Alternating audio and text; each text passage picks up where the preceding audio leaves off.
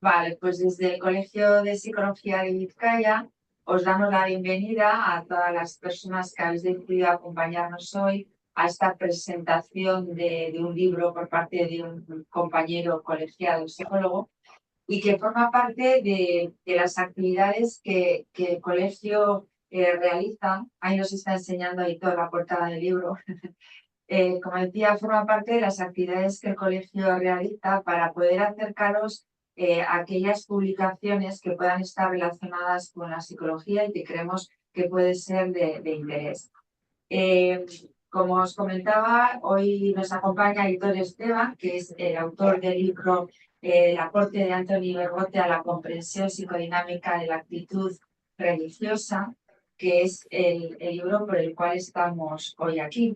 Bueno, hablar de Aitor bueno, pues hablar de su currículum es casi imposible, ¿no? Pero bueno, vamos a decir que él es presbítero de la diócesis de Bilbao, que es un doctorado en psicología y que realizó una tesis precisamente abordando la figura para él clave, que es de la psicología de la religión moderna, que es Antoni Bergote, y a la comprensión psicodinámica de la actitud religiosa.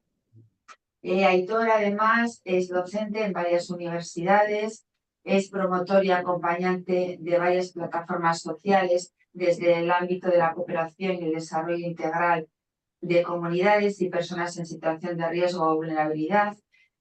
Además, acompaña en diversos proyectos y voluntariado. En Cáritas Vizcaya, por ejemplo, colabora en diversas parroquias, en el Instituto Diocesano de Teología Pastoral, en el Tribunal Eclesiástico como perito psicólogo y, bueno, otras muchas cosas más, ¿verdad, Hitor? Y me Eh, recuerda aquello que decía la abuela de hombre de muchos oficios, pobre seguro. Bueno, pues yo sin más, Aitor, agradezco muchísimo tu generosidad y tu presencia hoy aquí y te doy paso para que puedas hablarnos de este libro tan interesante que has escrito y de la figura de Bergote, que evidentemente es una figura importante dentro de la psicología. Cuando quieras, Aitor, Muy puedes bien. empezar. Muchas gracias a Gurchane. Pues vamos a ver si acertamos a compartir pantalla Sí. rápidamente para que pueda seguir nuestra estimada concurrencia lo que vayamos diciendo, porque lo escrito queda, decía Pilato, y ahora creo que nos va a ayudar especialmente en esta hora. Y por supuesto que a todas las personas que se han dado cita, pues también mi cordial saludo y agradecimiento. Vamos a ver, estoy compartiendo pantalla, pero todavía no en, eh, en pantalla completa. A ver ahora, si quiere, no es mi máquina la más rápida, parece. A ver, estáis viendo, creo, en la Todavía no mesa. sé. Eso es, Ahora, perfecto, ahora sí, perfecto. eso es, muy bien. Bueno, pues como os decía, ay, y ahora como quito yo esto de aquí para que no me... A ver, ahora, eso es. Ajá, muy bien. Como decía en el agradecimiento, también al Departamento de Formación por abrir horizontes con una visión integral y un enfoque multidisciplinar, que es lo que representa Antoine Bergot. Las piezas sin colocar del puzzle, ¿verdad? Pues evocan eso, muchas dimensiones diferentes que él aborda y que vamos a intentar completar a modo de puzzle. Antonio eh, Bergote. Bueno, o sea, línea sí, milímetro que hasta, o sea que vamos a intentar abordar para ver si completamos el puzzle en orden. Alguna pieza igual queda fuera, vamos a ver si lo conseguimos. Aunque, como os he mostrado antes en el lomo, 570 páginas en 40 minutos no es fácil de abordar. Me recuerda aquella metáfora del camello pasando por el ojo de una aguja. Muy bien. Bueno, dos preguntas son las que inician esta tarea. Y la primera, ¿cómo se puede articular un estudio de la religión desde la psicología profunda y abierto al diálogo interdisciplinar con otras ciencias humanas, de modo que no simplifique la complejidad de los fenómenos ni olvide las implicaciones en otros campos? La figura del cubo de Rubik nos evoca eso, que no se puede completar el cubo en todas las caras si en una de ellas una pieza está mal. Siempre repercute en las demás. La segunda pregunta es la que evoca el gato. ¿Quién pone el cascabel al gato? ¿Cómo se hace esta tarea? Pues lo va a hacer Antoine Bergot desde el Centro de Psicología de la Religión en las dos Lovainas, la francesa y la neerlandesa. Antoine Bergot es gigante, intelectual y además un pionero, sin duda. A ver si ahora consigo que la parte de arriba vuelva a su sitio, pero bueno. Es una autoridad fundacional en psicología de la religión, hace 12 años de su fallecimiento, de orientación psicoanalítica, pero también en filosofía y teología. Más de 400 publicaciones en francés, holandés, inglés, inicialmente, pero traducidas también al castellano, italiano, alemán, portugués, catalano, polaco, abarcan esos 4 ámbitos. Así que es como si hiciéramos un triatlón. No es fácil nadar rápido, pero es más difícil aún correr y andar en bicicleta también igualmente rápido. Como decía Vázquez Antonio, en el momento del doctorado honoris causa en Salamanca, en la Ponti, más que William James es Bergot, el padre de nuestra disciplina, por haberla situado de forma rigurosamente crítica, delimitando las exigencias metodológicas requeridas para su estudio, huyendo de todo reduccionismo y en colaboración interdisciplinar con otros saberes. Fue en 2005, pero además Bergot lo remata diciendo: somos eternos principiantes siempre.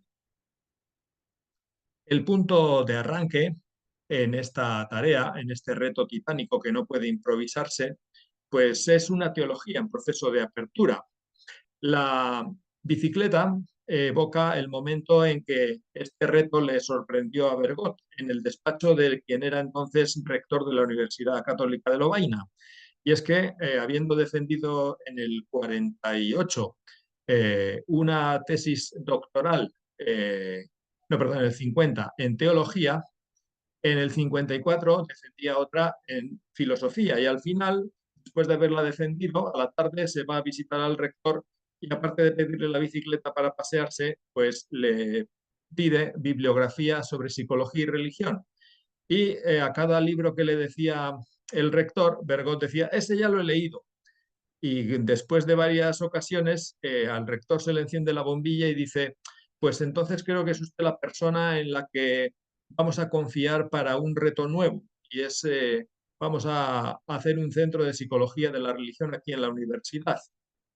Y él decide emprender ese reto, lo acepta yéndose a París, por eso la Torre Eiffel abajo. Pero como decía, el punto de arranque en la universidad era una teología en proceso de apertura. Como decía el padre conciliar Cheny, el dominico, tenemos un problema muy grave: introducir las ciencias humanas en teología. La psicología, la historia, el psicoanálisis, la sociología, la etnología, la lingüística, pero es un trabajo enorme.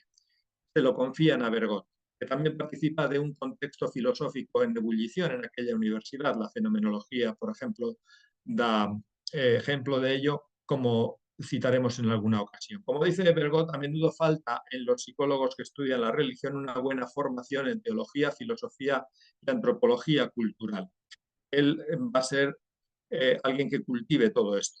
En esta etapa parisina del 54 al 58 se asoma a otras disciplinas para combinar dos objetivos de una manera pionera: el interés por el impacto de la obra de Freud en las ciencias religiosas y asentar con rigor una psicología de la religión, que era el reto de la universidad.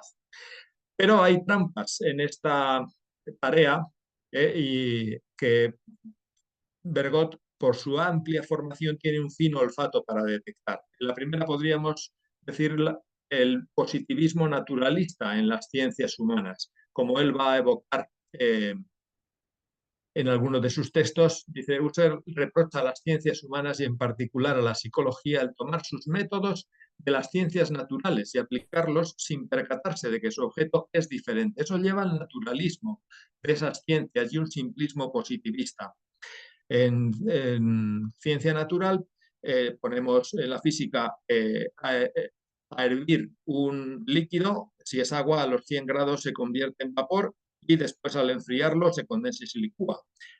Eso es una causalidad lineal. Pero cuando nos enfrentamos a fenómenos humanos, por ejemplo la exclusión, pues aunque alguien quiera reducirlo a una sola causa, pobreza económica o dificultad mental o problemas familiares, en realidad en lo humano todo se hace una causalidad más bien circular, recíproca. Todo se une. Por eso se puede decir que los fenómenos naturales se explican, los fenómenos humanos se comprenden. Esto es lo que expresa la frase de Bergot. Nosotros explicamos la naturaleza, pero comprendemos la vida psíquica. Otra trampa, ¿verdad?, es el reduccionismo psicologista. Es que esta disciplina está atravesada siempre por una tentación congénita de psicologismo. Dar el paso de la reducción metodológica necesaria, es decir, para estudiar algo hay que aplicar una perspectiva concreta, a la ontológica, que entonces es de descubrir un factor psíquico, por ejemplo la culpa, Freud, que influye en la vivencia religiosa, a pretender explicarla completamente por medio de ese factor, con esa lógica de la religión no es más que, en ese caso, por ejemplo, culpa. Confunde así un factor con la causa o esencia de todo el fenómeno religioso. Y además hay que decir que una psicología basada en las necesidades, en ese sentido entendidas, resulta además estática y por tanto estéril. Ahí vemos una figura geométrica que Bergot llamaría la cultura, el paradigma de los círculos concéntricos. Todo procede del interior del sujeto, el que se despliega la cultura, que incluye la religión. Por otro lado, también hay a priori e intereses en psicología de la religión, y es que no siempre ese estudio ha estado bien enfocado. Hay una doble subordinación, viendo su desarrollo histórico, a intereses que per se son ajenos y que suelen ir acompañados de sus propios a priori, acabando normalmente en psicologismos. Puede ser una posición apologética, defensiva, es decir, a la psicología que demuestre que el ser humano es religioso por naturaleza, es decir, que avale la hipótesis del homo religiosus universal, así como es homo sapiens, es también homo religiosus.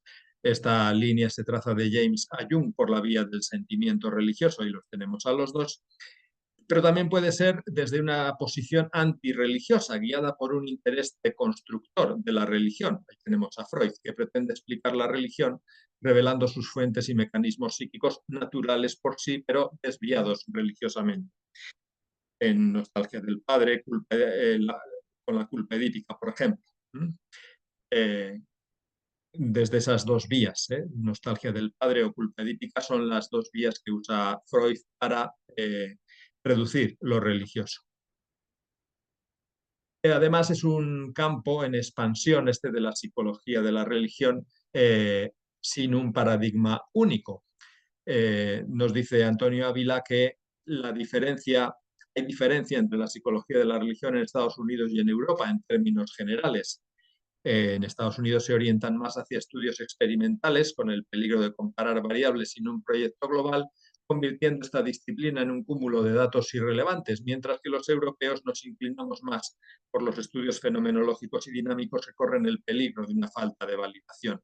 El reto de Bergot es construir un sólido edificio teórico bien cimentado epistemológicamente, como hemos apuntado de manera somera, formando una visión integral, pero sin renunciar a la validación empírica del mismo, antes bien con una buena base de investigación. Para esto va a recurrir, por supuesto, al Centro de Psicología de la Religión, donde se dan cita a alumnos de los 5 continentes. Pero en tanto organismo vivo, la metáfora del árbol parece más apropiada. Entonces, para dar respuesta a esa pregunta de cómo arraiga lo religioso en la vida psíquica de las personas, que es la pregunta que en realidad tiene interés, hay unas raíces en la formación previa de Bergot que señalamos: teología, filosofía, antropología cultural, lingüística y sobre todo psicología y psicoanálisis. Ese va a ser su perspectiva principal, para que el tronco de la psicología de la religión no salga torcido sino derecho. Por eso ponemos ahí al gato para recordar quién le puso el collar. Hay que decir también, ¿verdad?, que en esta en esta materia pues hay cuestiones de fondo. Una de ellas, la de fondo es materialismo versus dualismo. Y por eso Bergot no pierde esta perspectiva de vista y busca una antropología no dualista, porque los reduccionismos suelen implicar una posición filosófica materialista. En su época parisina descubre, por ejemplo, profundiza en la obra de Merleau-Ponty, un fenomenólogo, que distingue entre cuerpo orgánico y cuerpo psíquico, o cuerpo vivido, ¿verdad? El primero lo tenemos, el segundo lo somos, y eso de alguna manera es una visión no dualista que ayuda a una síntesis antropológica que él completará con la lingüística, la psicología genética de Piaget, la antropología cultural estructuralista, Levi-Strauss y sobre todo con el psicoanálisis. Esto formaría la primera y segundo capítulos del libro. Vamos entonces, le tomamos prestado el título del libro a Carlos Domínguez, Creer después de Freud, y a hacer una visión de la perspectiva psicodinámica, el psicoanálisis y su aplicación a la dimensión religiosa. Ahí tenemos, aunque no están en orden cronológico, los libros muy importantes de Bergot y algunas reflexiones iniciales, y es que la suya es una concienzuda elaboración psicoanalítica. Decía en la entrevista que nos concedió, hice mi entrenamiento con brillantes psicoanalistas como Lacan, Lagasse, Dolto, con quien él mismo se analizó, Laplace, Pontalis. El interés apasionado por la clínica le va a acompañar a Bergot hasta el final. Y su última obra, precisamente ya rondando los 90 años, es El psicoanálisis ante la esquizofrenia, en el que da cuenta de varios análisis suyos. Bergot hace así una apropiación crítica del psicoanálisis desde un conocimiento muy profundo del mismo. Postula el retorno a Freud, pero sin dejarse hipnotizar por él. Se empeña tan profundamente en ello que se convierte en, como dice Carlos, la figura probablemente principal en el diálogo entre teología, psicología y psicoanálisis, en particular en el ámbito católico, y que ha contribuido a la reconciliación del catolicismo con el psicoanálisis, que habían mantenido una cierta hostilidad hasta los años 60. El honoris causa en la Ponti de Salamanca no es ajeno a esto. Hay que decir también que este ámbito del psicoanálisis es un buen laboratorio para el cambio de paradigma. Recordamos que el psicoanálisis había impregnado la psicología y la cultura. Después de Copérnico y Darwin es la tercera herida al narcisismo. Y el diálogo era muy candente desde otros saberes. Por eso la crítica a la religión además era uno de los leitmotiv de Freud. Bergot acepta el reto del diálogo con él porque es un buen ejemplo además del paradigma de círculos concéntricos. Como dice Freud, buscaba derivar el lenguaje y el conjunto de la cultura, incluida la religión, de las vicisitudes de la pulsión, presuponiendo en su teoría genética basada en la pulsión aquello mismo que pretendía explicar. Por ejemplo, en Moisés y la religión monoteísta habla de que los miembros de la horda primitiva asesinan al protopadre y generan la ley por la culpa que experimentan. Pero obviamente, si no hubiera ley, es difícil que sintieran culpa. Por eso dice que es un razonamiento circular, pretende derivar de lo interno de la pulsión aquello, ¿verdad?, que ya está. Por eso dice un reduccionismo psicologista y materialista también. Y entonces, para superar ese error circular de Freud, Lacan, a quien tenemos en la imagen de la derecha, el razonamiento circular funciona porque el razonamiento circular funciona, etcétera, ¿verdad? Elabora dos líneas básicas. Su teoría sobre el orden simbólico, que es lo que hace a la humanidad y al ser humano homo loquens, así como es sapiens, es loquens, habla, y no viceversa, es decir, es el lenguaje el que hace al ser humano y no al revés. Segundo, el deseo como elemento constitutivo del ser humano. Su estructura, la del deseo, no es la de la necesidad, que termina cíclicamente con la satisfacción. Los expertos en marketing esto lo saben muy bien. Corrige así el biologicismo freudiano. Y entra entonces en la estructuración del sujeto, su arqueología, en el sentido de que es antes de la historia, antes de la conciencia. Al hacer suyo el modelo antropológico, constructivo, dinámico del psicoanálisis, Bergot tiene en el horizonte también su aplicación al estudio de la religión, es decir, qué instancias psíquicas mediatizan y, por tanto, la condicionan la apropiación personal del mensaje religioso.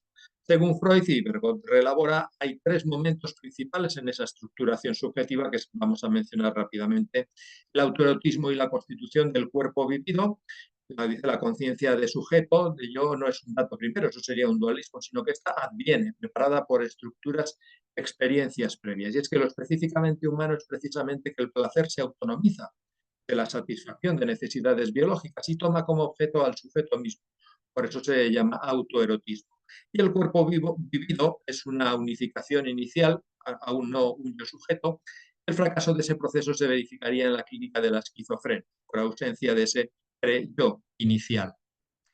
Por tanto, las experiencias primarias de placer se convierten en huellas no conscientes para las posteriores investiduras libidinales. El vínculo simbiótico niño-madre es la base sobre la que se forma el yo, soporte de los sueños de felicidad, fantasmas sexuales, también del lenguaje simbólico del deseo místico. Sin esto no habría ese deseo místico. Segunda fase, el narcisismo secundario, la formación del yo. La nueva acción psíquica de la que resulta el yo se denomina narcisismo, porque es tomarse él mismo como objeto de amor, recibir la investidura libidinal como eco o respuesta de ser objeto de amor de otras personas, progenitores sobre todo. Esto implica continuidad con el cuerpo pulsional, el cuerpo vivido, pero es también un salto cualitativo. Esta visión psicodinámica evita el materialismo y el dualismo. La conciencia de yo no cae del cielo. El ideal del yo tiene pues una doble naturaleza, libidinal por su origen y cultural, que da como antena hacia los valores con los que se alimenta o construye, de modo que asimilar esos valores y unirse, identificarse con ellos y producir es una satisfacción libidinal también. Y en tercer lugar, el complejo de Edipo, el momento de estructuración relacional más complejo, también es el más importante. Dice, el niño sale profundamente transformado. La función paterna de ley, en tanto se sitúa como un tercero que interfiere en la dualidad madre-hijo, haciéndose así objeto de sentimientos ambivalentes, cabe añadir las de modelo y promesa, que en Freud faltaban.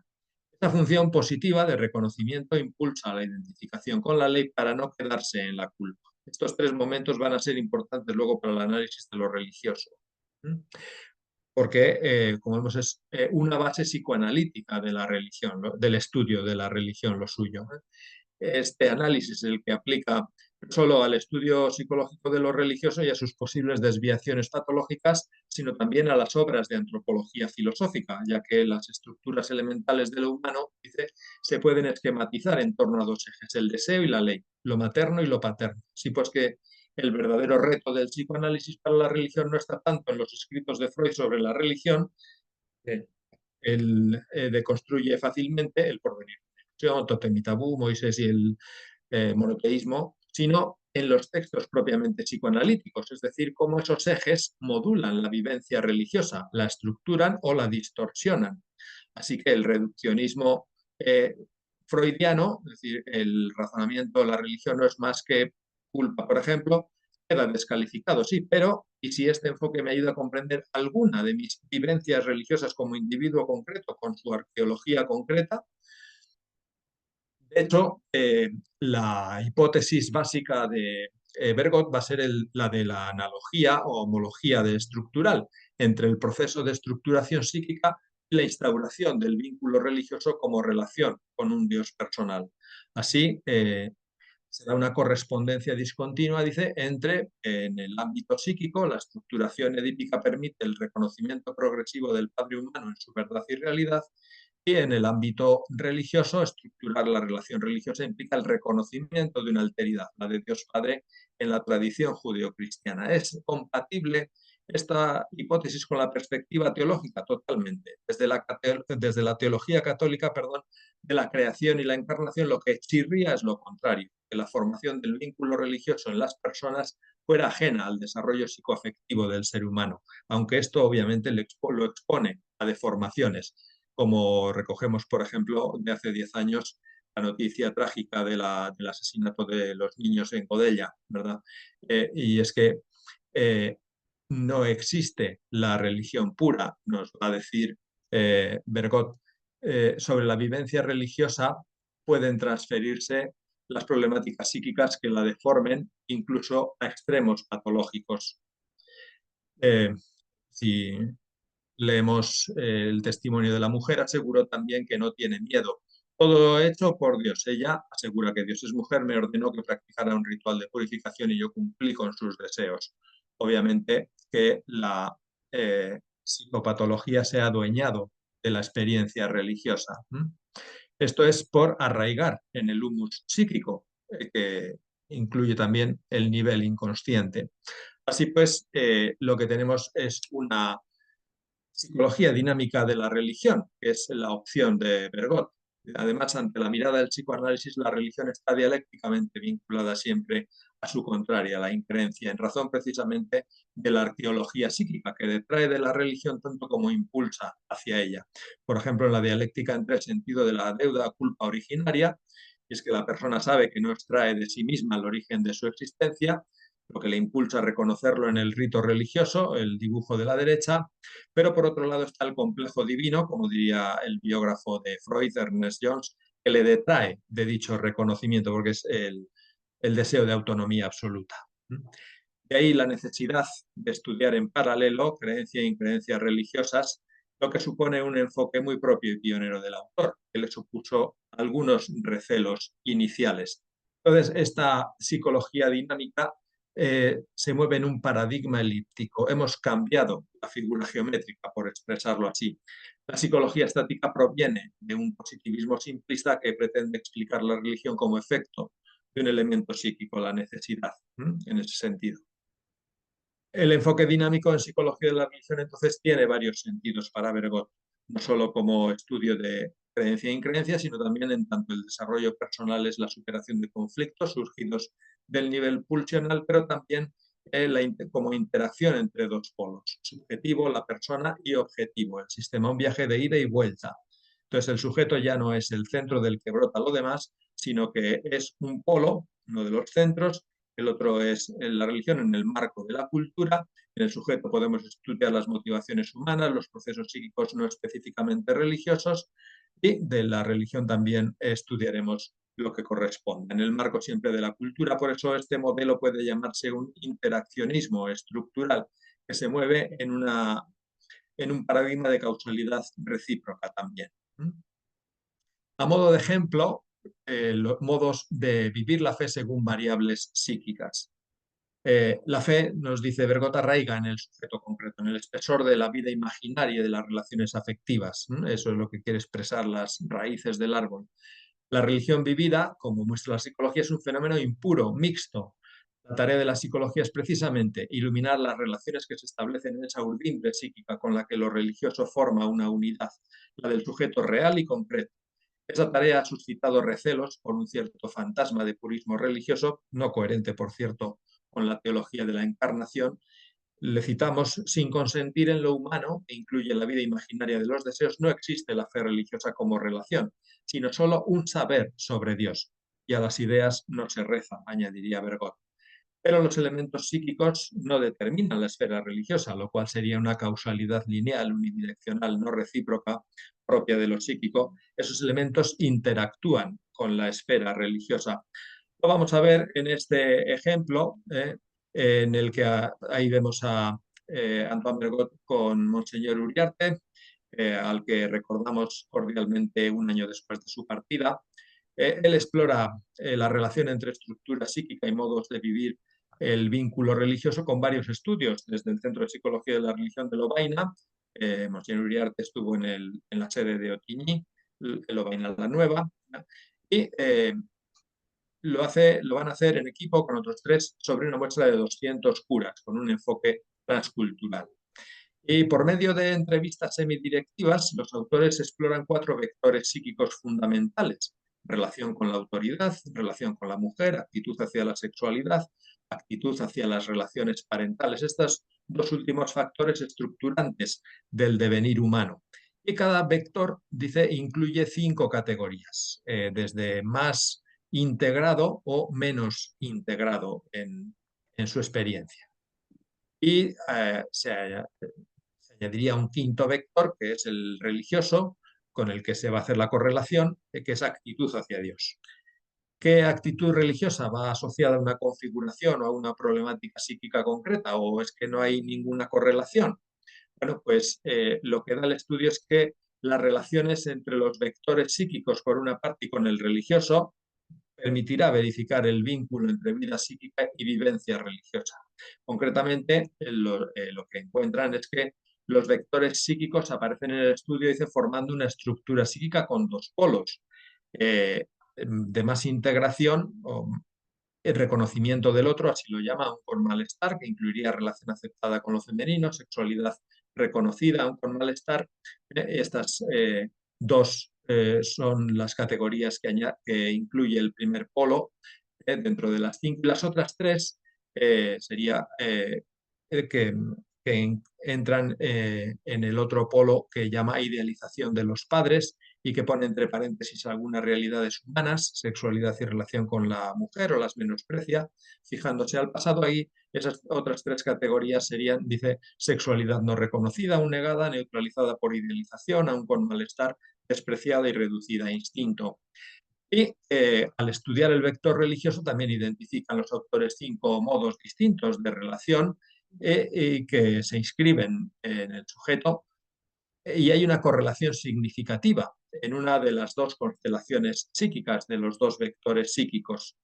Entonces, el primer polo, reconocimiento del otro, aun con malestar, que implica una buena integración en la experiencia, precisamente se asocia a 2 modos de vivir lo religioso que se caracterizan como gratuidad y búsqueda inquieta, mientras que los otros 3 modos de vivir lo religioso, apoyo y seguridad, intimismo, legalismo, precisamente correlacionan con el otro polo de desintegración, por decir así, que ellos denominan idealización de los padres, sobre todo la materna, y que a él se asocian las categorías de neutralización y desprecio en actitud hacia la sexualidad. Por cierto, no sé si los que le eligieron a Monseñor Uriarte como obispo leyeron el estudio o no. Quizás se les pasó, pero quizá eran otros tiempos de iglesia también. Bueno, después de esto, permitiendo la broma, entonces, de alguna manera ejemplifica, ¿verdad?, cuál es la verdad psicológica de la religión y cómo la psicología aborda este estudio, sin miedo y sin soberbia a la vez. Husserl decía, nada de lo humano se explica completamente por la psicología, pero tampoco nada de ello puede comprenderse sin ella. La realidad humana es siempre poliédrica, compleja. Los orígenes y las esencias no conciernen a las ciencias humanas, sino a las relaciones, y estas relaciones no hay miedo en estudiarlas. Lo que corresponde a la psicología como ciencia empírica no es, pues, decir por qué, en sentido último, el ser humano es religioso, lo cual no es verificable ni falsable por ella, sino cómo llegan a ser religiosos los sujetos que estudia, es decir, mostrar qué hay de psicológico en la religión. Pero claro, hablar de religión implica también optar ¿por qué definición de lo religioso opta? Pues por una definición real, conjuntos específicos de creencias y conductas practicados en los ritos en relación con un dato revelado y que genera experiencias, motivaciones, sentimientos que se relacionan con un ser o seres sobrenaturales. 3 dimensiones implica por eso sistema, institución y vida subjetiva, pero no se puede reducir ni a lo social ni a la vida subjetiva, aunque lo religioso implique a toda la persona y por tanto a los 2 niveles. El carácter revelado, que el psicólogo debe respetar, las diferencia de las cosmovisiones. No cualquier ídolo genera una religión. No existe la religión en general. Hay que evitar una concepción universalista, recuerda Bergot, que acabe borrando las diferencias reales, creando una bruma donde todos los gatos son pardos. Este borrador late precisamente tras el cambio de nombre de la 36 división de la APA. En el 76 comienza como Psicología de la Religión, en el 2011 Psicología de la Religión y la Espiritualidad. La investigación del Centro de Psicología de la Religión en Lovaina se ha centrado en el cristianismo por accesibilidad y también por sentido heurístico asociado a la perspectiva psicodinámica del autor, que tampoco se niega a estudiar otras cosas, pero ya dice, teníamos bastante con esto. Muy bien, entonces, ¿cuáles son por decir así, las claves, la actitud profesional en el estudio psicológico de la religión? Una neutralidad benevolente y crítica. Neutralidad implica no introducir intereses apologéticos ni deconstructivos ajenos a su competencia, no juzgar su verdad teológica en sí, tampoco introducir el trascendente como principio explicativo. No, lo hizo Dios, ya está. Porque eso no es verificable ni falsable desde la psicología, es de otro ámbito, el teológico. El problema es que lo religioso suele tocar estratos profundos de las personas que lo estudian. Resulta muy difícil ser neutral. Por eso decíamos que no se toca el tema de la religión ni de la política en las comidas familiares importantes. Neutralidad que es benevolente también, es decir, reconocer sin reservas o recelos a priori, con cierta empatía, la intencionalidad realmente religiosa de los individuos y evitar prejuicios nacidos de su propia posición religiosa o de su cultura. Esto genera un juicio crítico de verdad psicológica, no teológica. Tiene que estar atentos a lo que puede estar oculto y el sentido del juicio se refiere entonces a la autenticidad psicológica, a los efectos y dinámicas que implica en el ámbito de lo psicológico. En último término, si esa vivencia individual es un factor de maduración psíquica y personal, es decir, hace al ser humano capaz de trabajar y amar, gozar y comunicarse, o bien resulta infantilizador o neurótico. En expresión del Evangelio, por los frutos los conoceréis.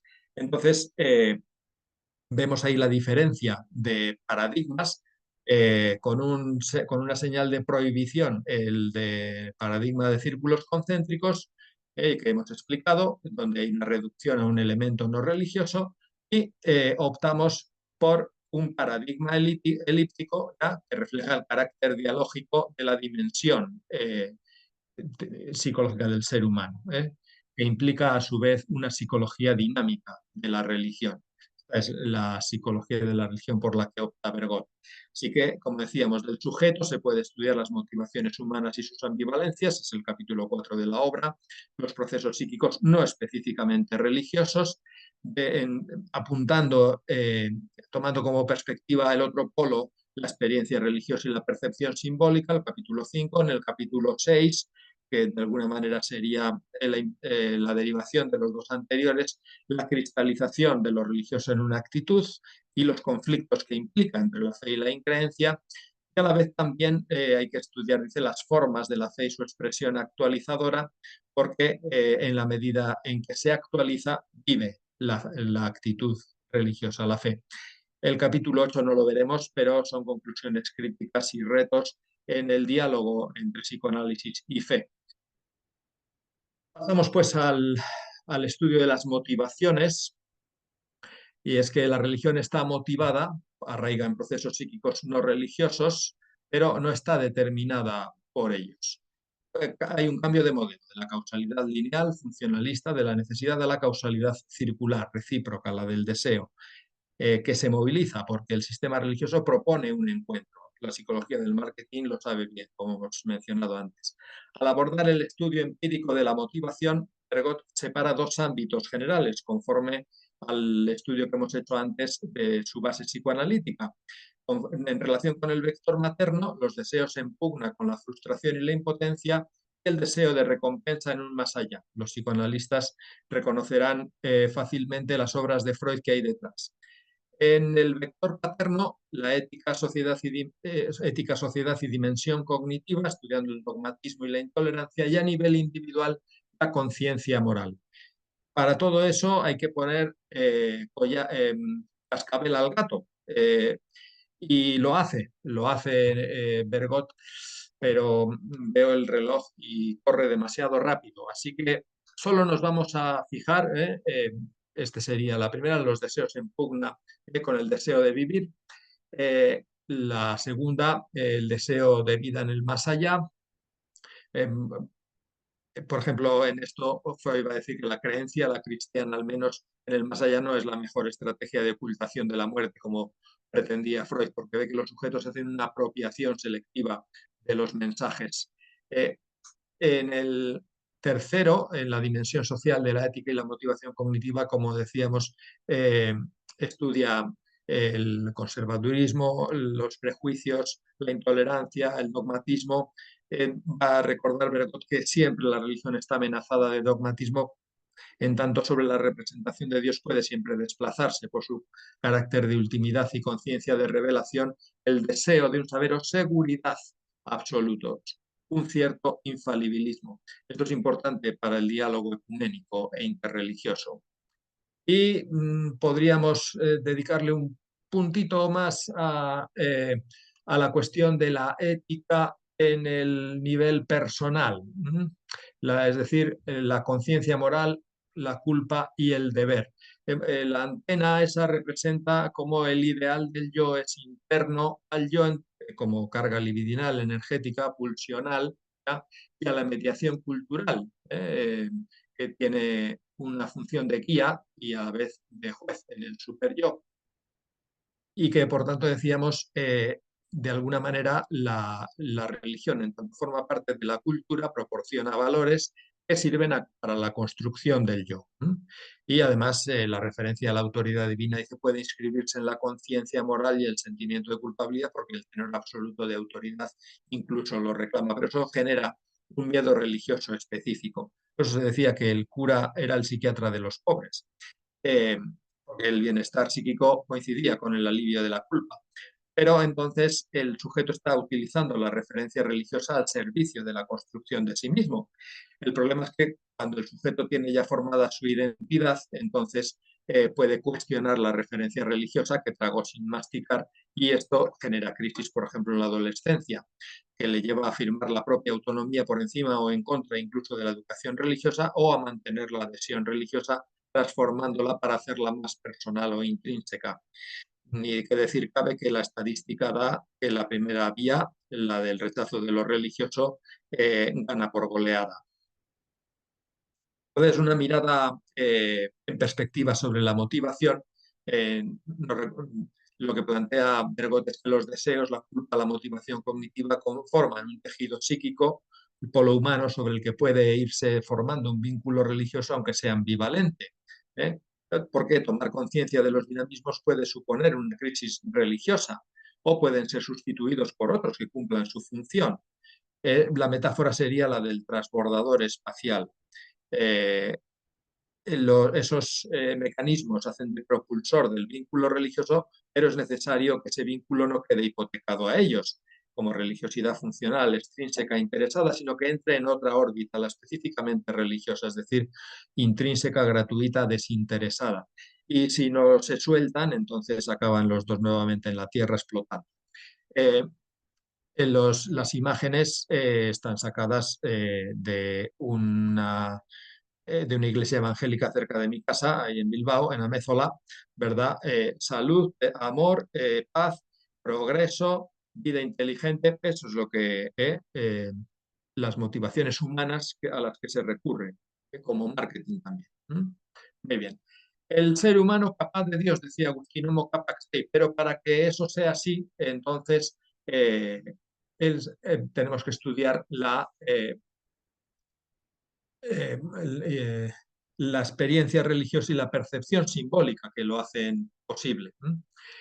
Estamos enfocando entonces el polo divino, aunque la división es metodológica, porque en realidad ambos polos, lo humano y lo divino, no son separables, coexisten en los individuos concretos junto a las imágenes parentales que mediatizan la representación de Dios. La pregunta es qué percepciones abren al ser humano el universo religioso.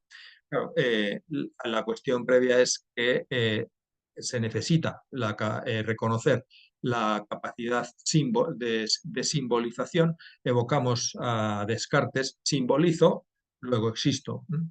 El símbolo religioso concretamente era una unión entre el significado que viene del orden religioso y el cuerpo vivido en el orden natural. Se ayuda a Bergot de la lingüística para reconocer dos mecanismos, la metaforización como elemento cognitivo y desde el psicoanálisis la transferencia que le proporciona al símbolo carga afectiva energética procedente del cuerpo vivido, porque el símbolo comparte la dualidad de lo psíquico y le da la fuerza. ¿No? Mirando a la experiencia religiosa, entonces como movimiento religioso involuntario de conexión con el trascendente, como fuente de sentido, Bergot hace una exposición de los diferentes modos de experiencia religiosa. No lo vamos a especificar ahora, pero simplemente a modo de muestra, ¿ya? estudia las experiencias de lo sagrado que descansan sobre datos perceptivos, desde la contemplación de la naturaleza a la música sacra, y nos sirve para preguntarnos, ¿es verdad que el dicho ver para creer o es mejor, es más apropiado el creer para ver? Bergot pone así el cascabel al gato y con el test proyectivo ISAT 58, es decir, imágenes de situación de percepción temática en correlación con variables psíquicas estudiadas con otras herramientas, el MMPI, la escala diferencial de parental semántico, la escala de medición de actitud religiosa, mira y ven con bastantes de sus alumnos las varias situaciones: muerte, soledad, amor de pareja, nacimiento de una vida, amor parental, naturaleza, y analizan la intensidad afectiva y el significado religioso. Por ejemplo, en el amor de pareja, la intensidad afectiva es muy alta, el significado religioso bajo. Cuando es matrimonio, el significado religioso es alto. La interpretación de Bergot, la dimensión erótica, se puede vivir como absoluto opaco a la presencia divina, a modo de ejemplo.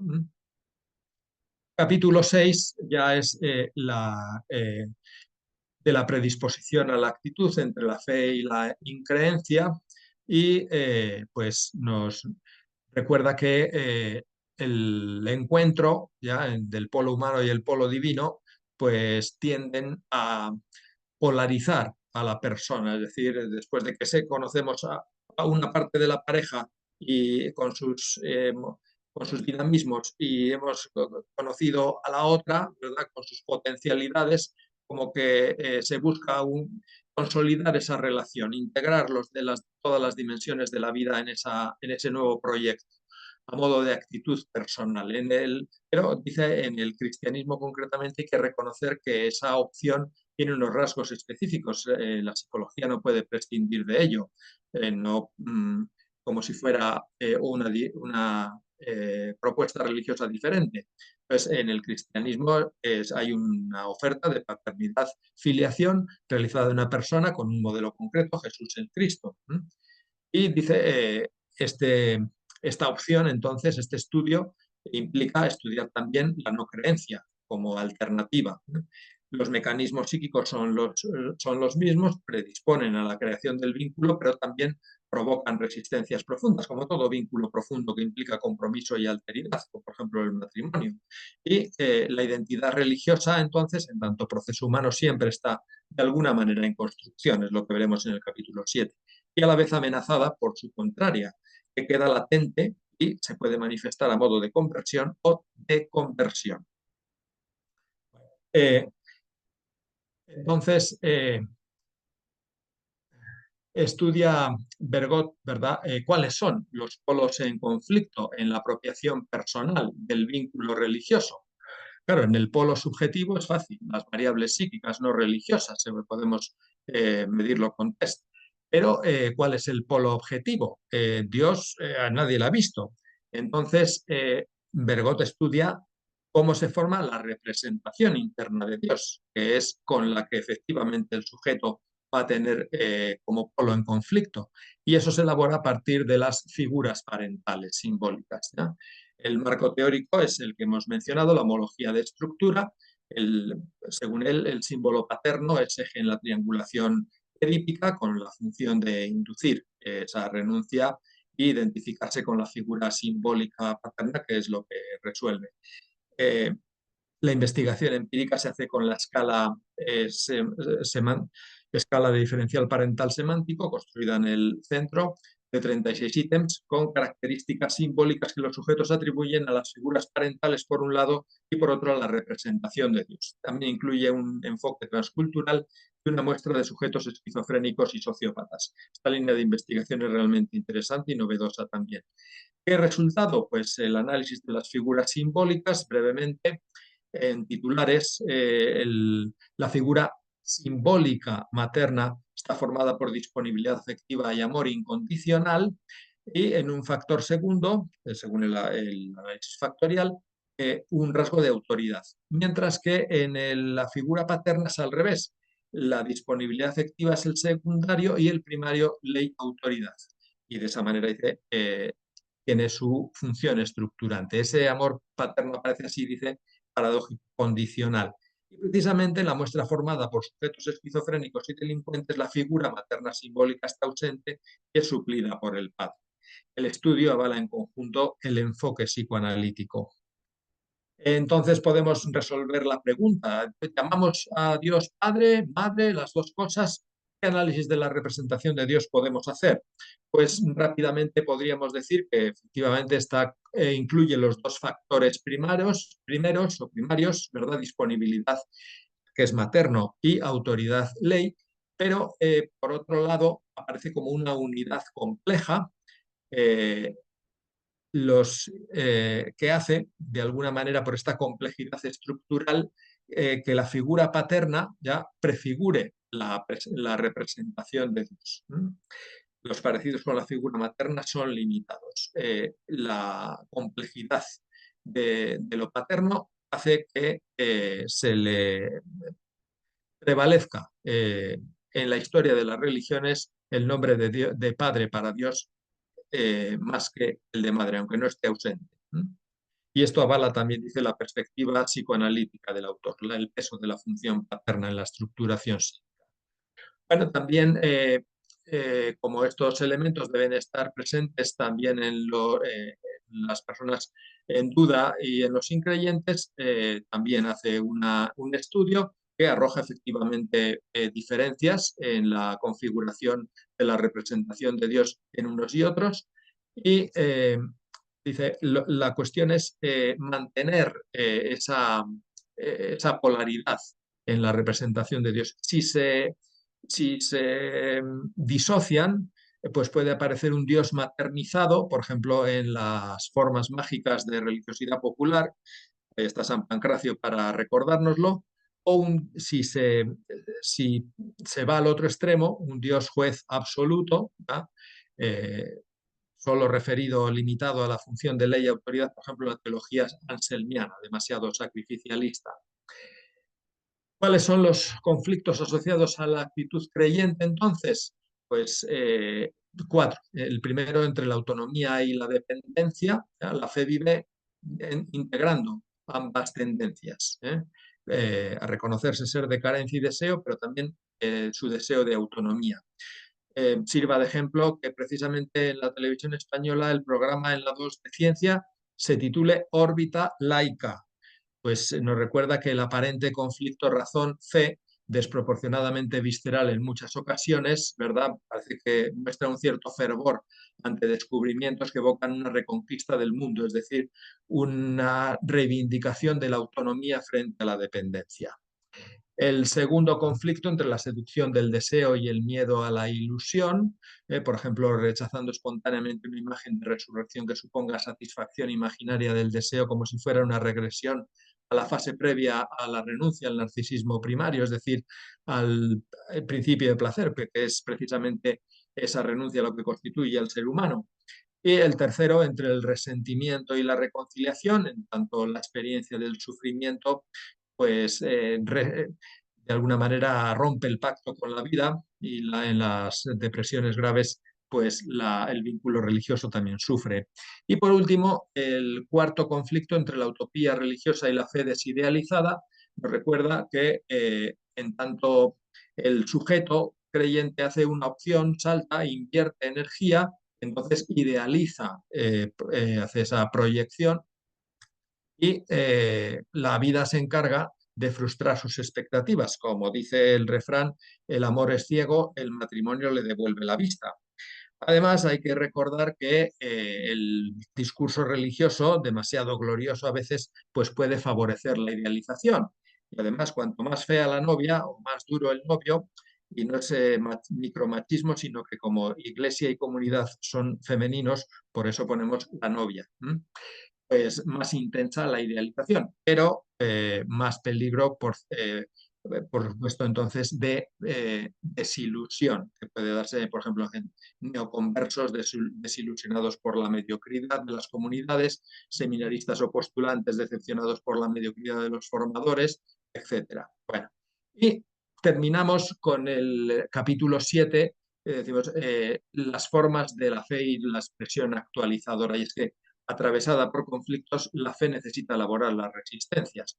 Por eso la psicología no solo estudia las crisis, sino también los actos y procesos por los que el sujeto actualiza dicha opción para mantenerla viva y efectiva. Y es esa actualización lo que le unifica y tiene un efecto transformador también sobre los factores psíquicos que emiten rumores discordantes. Entonces, esa circularidad, el polo objetivo, el polo subjetivo, como el objetivo transforma al sujeto, como el polo subjetivo en la fe vivida, marca qué elementos se apropia. Los colores no son al azar, nos recuerdan el estudio en el que estaba implicado don Juan María Uriarte. Según el grado de implicación personal en su actualización simbólica, anima ese polo objetivo y transforma los componentes psíquicos en los que se encarna, porque si no se expresa, también el amor muere. La oración, el rito y la ética. De la oración, las fuentes, la precariedad como conciencia, pero el acto lingüístico que hace real al ausente, la raíz también en el lenguaje, como el cultivo, por ejemplo, la meditación hace que se impregnen los mensajes, hace también una comparación con el decirse en libertad de la cura psicoanalítica y ahí pone su potencialidad. El rito religioso, porque también si uno va a San Mamés, la catedral del fútbol también ve un rito interesante, pero el rito religioso como acción simbólica operante.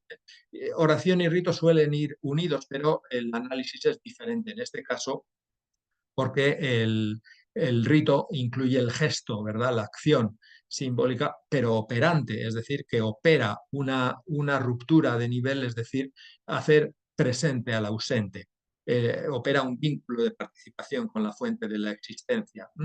Recurre también a la lingüística, como hemos dicho, ¿ya? Pero une la vida, la existencia natural y el fundamento de la vida.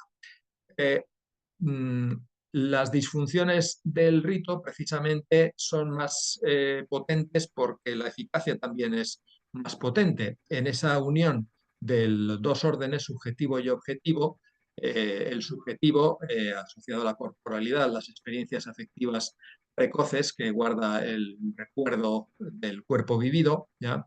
Le da un plus de significado. Por ejemplo, en la comida ritual, pues el vínculo oral que nos recuerda es obviamente un elemento muy potente. El nacimiento por el agua en el bautismo, por ejemplo. Y por otro lado, el polo objetivo, el orden simbólico, ¿verdad? El que forma parte del sistema religioso. 2 minutos, por favor. Dan eficacia al rito, expresa y realiza la identidad profunda, por ejemplo, en el rito iniciático. Pero todos los elementos que formen parte del rito pueden ser colonizados de alguna manera. Por ejemplo, la periodicidad puede ser colonizada en ritualismo. Y es que Perdona, Héctor, perdona que te interrumpa, pero estamos ya fuera de tiempo. Son ya perdón, las perdón. 4. Entonces, si queremos dejar tiempo para las preguntas, tenemos que Ya. hacerlo ya porque Ya, por vale. respeto un poco a las personas. Estamos ya Sí, a las 4. disculpa, había perdido la referencia. Entonces, simplemente que el pecado puede dar carne a la falta inconsciente y el nombre de Dios a la entidad punitiva, ¿ya? Y después de esto, la ética como consecuencia y condición, es decir, la tercera vía de actualización de lo religioso, ya que no es una cuestión de ideología, sino de universalidad. Y entonces esta ética que puede ser consecuencia y a la vez motivación. Pues gracias, es que ricasco, disculpad que se me fue el reloj. Muy bien, gracias a ti, Héctor. Gracias por esta exposición tan completa, la verdad. Pues ahora, si os parece, dejamos un Dejo de turno. compartir. Sí, mejor, sí. Entonces ahora ya podemos vernos todos mejor y damos pie a las posibles preguntas, comentarios que podamos tener. Puede ser a través del chat o a través del micrófono. Lo activáis y directamente planteáis las cuestiones ahí. Venga.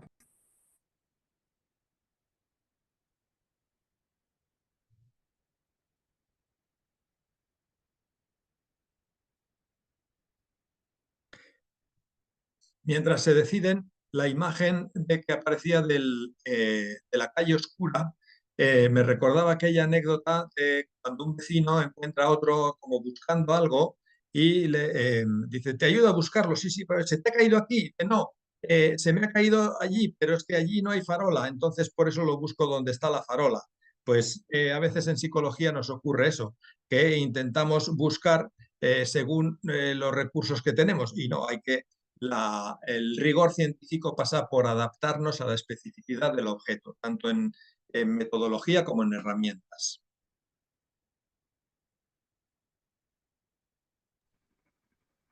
Muy bien, Aitor. ¿Preguntas? ¿Comentarios? Bueno, pues creo que ha quedado muy claro, Aitor. Un poco sospechoso. Bueno, yo estoy segura que hay alguien que quiere hacer algún comentario. ¿Se puede preguntar? ¿Se puede? Sí, claro, adelante, por supuesto. Muy buenas, Aitor. Yo quisiera preguntarte sobre la relación con Emmanuel Levinas. Bergot parece que lo conoció y ¿qué relación pudo haber ahí? Pues mira, hola Fernando, mucho gusto. Pues aunque el personalismo de Levinas yo creo que puede estar también influyendo a Bergot, creo que podría ser quizá en la línea de el peso de lo individual y también en el análisis de la ética, como esto que decíamos antes de que la ética no es una cuestión solo de ideología, sino universal, asociado a lo religioso, en tanto reconocer al ser humano la capacidad de absoluto, de profundidad, entonces supone reconocer la necesidad de defenderlo en todo momento. En ese ámbito situaría yo la relación. ¿Y el ideal de justicia cómo queda en la obra de Bergot? Porque has hablado de sexualidad, por ejemplo, has hablado de padre, de madre como factores importantes en la vida. Ajá. ¿Y cómo queda el tema de la justicia, el ideal de justicia? Probablemente asociado a lo que decía del nivel de la ética. Si defendemos la defensa absoluta de la persona, pues obviamente no puede haber una religiosidad profunda ajena al nivel ético y a la justicia. Te pregunto esto por el tema de la fenomenología religión, ¿no? Como notas fundamentales de lo religioso, eh, la esperanza, la paz y la justicia, ¿no? Entonces, para ver un poco el punto de vista, que tú eres especialista en Bergot y yo no, pues para ver un poco cómo lo ve Bergot este tema. Ajá. Gracias, gracias. Yo creo que por ahí se puede situar. Esa última parte la he simplemente hilvanado con 2 puntos y por eso pues, puede haber quedado así muy colgada. Ujú. Pero gracias por el aporte, sí. Ujú.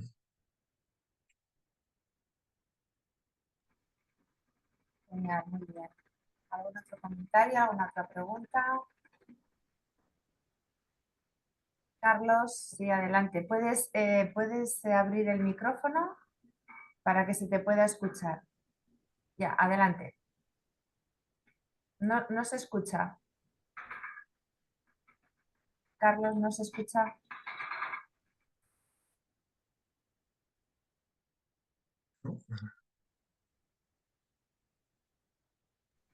A ver ahora. No. Quizá tienes los auriculares, quita los auriculares, desenchufa los auriculares del ordenador.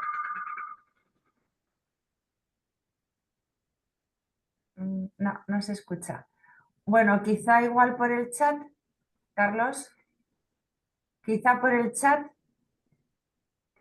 abajo del todo tienes el icono del chat, puedes escribir ahí.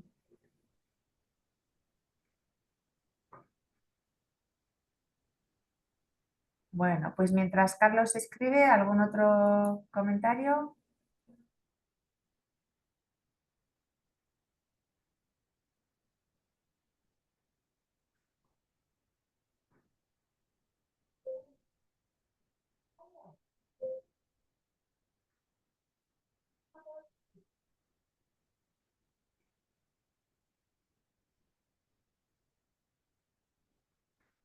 Bueno. Quizá una anécdota mientras alguien decide. En la tarea de psicólogo del Tribunal Eclesiástico,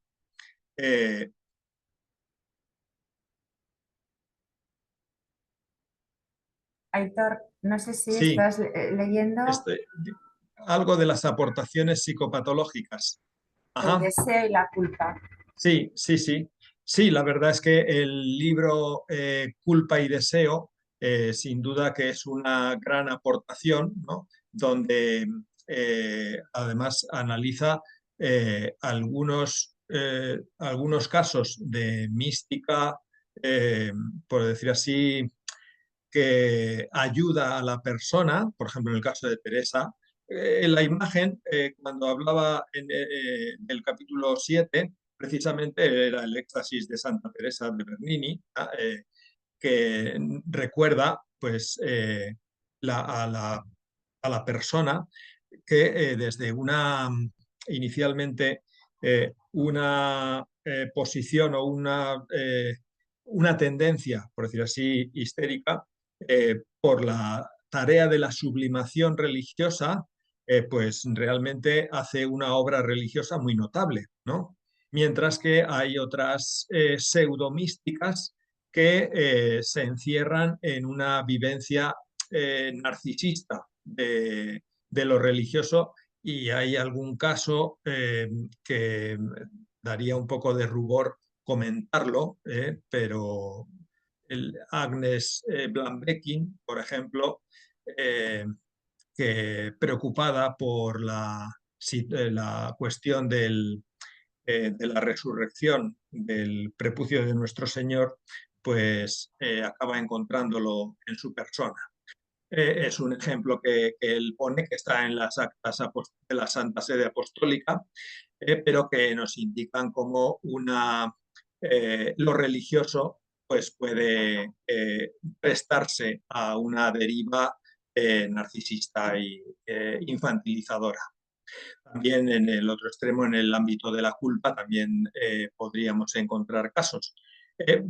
Por cierto, que ese libro, Culpa y Deseo, fue traducido en la Universidad de Lima, en Perú, donde le dieron el honoris causa a Bergot, y es uno de los que está en castellano, aparte de psicología religiosa y otros. Pero este tema también abre una batalla o un ámbito muy amplio. Pero el que sabe es Carlos, ¿eh? Él ha escrito mucho sobre ello. Muy bien. ¿Alguna otra cuestión?